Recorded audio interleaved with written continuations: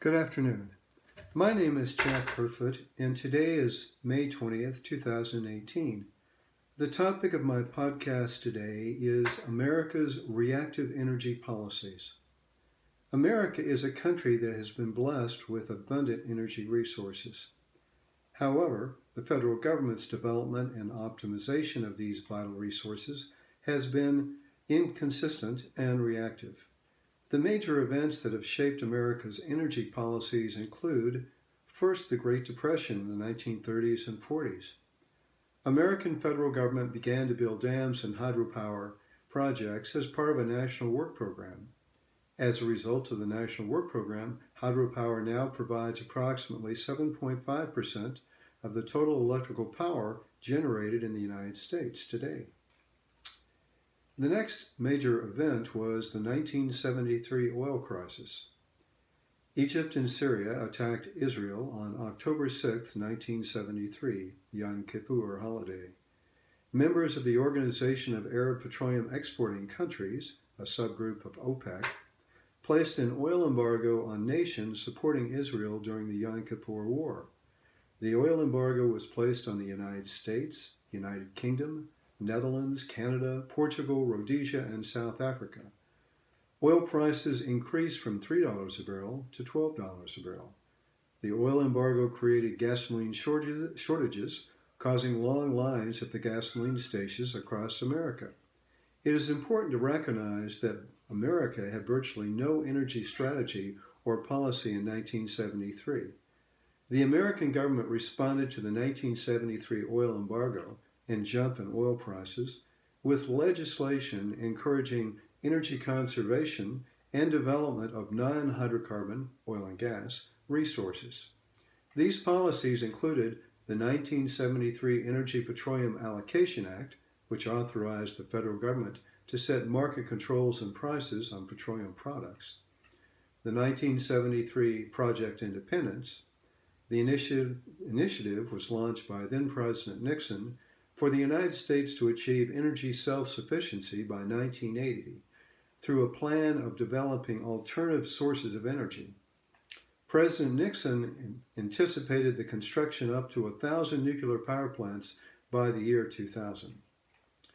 Nuclear power in the United States has had a major growth period from 1970 to 2000, and today nuclear power provides approximately 20% of the total electrical power generated in the United States.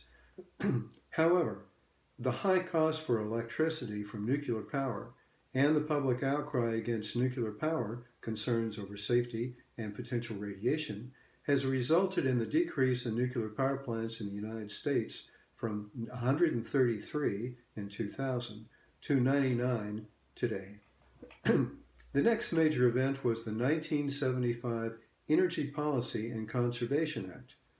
The program was designed to increase energy production and supply, reduce energy demand, and provide or increase energy efficiency. The program in 1975 established the Strategic Petroleum Reserve and the Energy Conservation Program for Consumer Products and the Corporate Average Fuel Economy Regulations. These programs established minimum energy standards for appliances, equipment, and vehicles. These policies, coupled with the continued escalation in the oil prices, did result in significant improvements in fuel economy for vehicles and a marked decrease in oil imports in 1975. The oil industry also responded to the high oil prices by dramatically increasing the number of wells drilled for oil and gas reserves. The drilling resulted in numerous major oil and gas discoveries in South America, Southeast Asia, Africa, and North America. Countries across the world were also cutting back in consumption for hydrocarbons.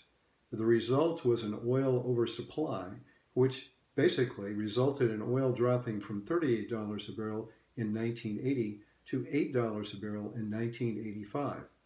Low oil prices resulted in America once again forgetting the importance of energy to the security of our country, our economy, and our daily lives. The next major event was in August 2nd, 1980. This was the day that Saddam Hussein invaded Kuwait.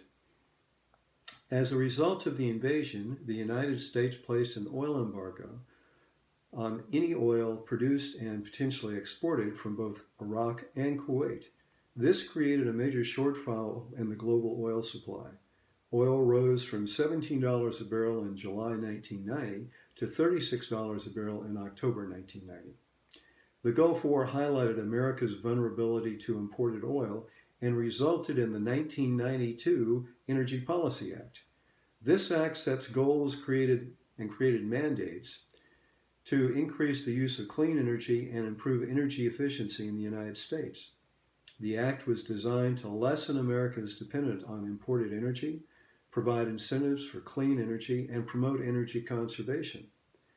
The significant outcomes from this act included tax incentives for renewable energy, removed obstacles to wholesale power competition, or effectively increasing competition amongst the utilities, and the goal was to increase competition, which in turn would improve energy efficiencies, innovation, and reduce costs to the consumer. And finally, establish standards for heating, air conditioning, electric motors, and lamps. The goal was to increase energy efficiency among major power sources. The act prompted major developments in wind farms in the Great Plains, Texas, Oklahoma, Kansas, Iowa, Colorado, Wyoming, Nebraska, South Dakota, and North Dakota. These states began to develop their state's renewable energy resources and really took the lead in renewable energy development in the United States. In 2001, global demand for oil once again began to increase. China had begun a massive industrial revolution, and their demand for oil began to affect the global markets. In 2003, the price for oil rose from $30 a barrel to $147 a barrel in 2008. The United States government again responded reactively with the 2005 Energy Policy Act. The Energy Policy Act provided tax incentives and loan guarantees for different types of energy production.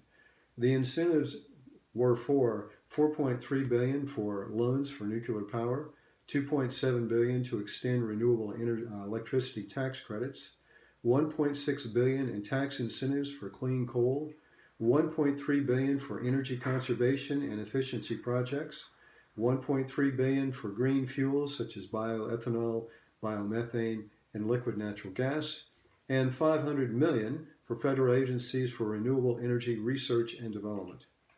The Act accelerated the development of wind farms and solar parks across the United States.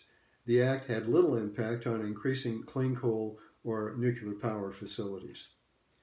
In 2009, the Outer Continental Shelf Renewable Energy Act was passed.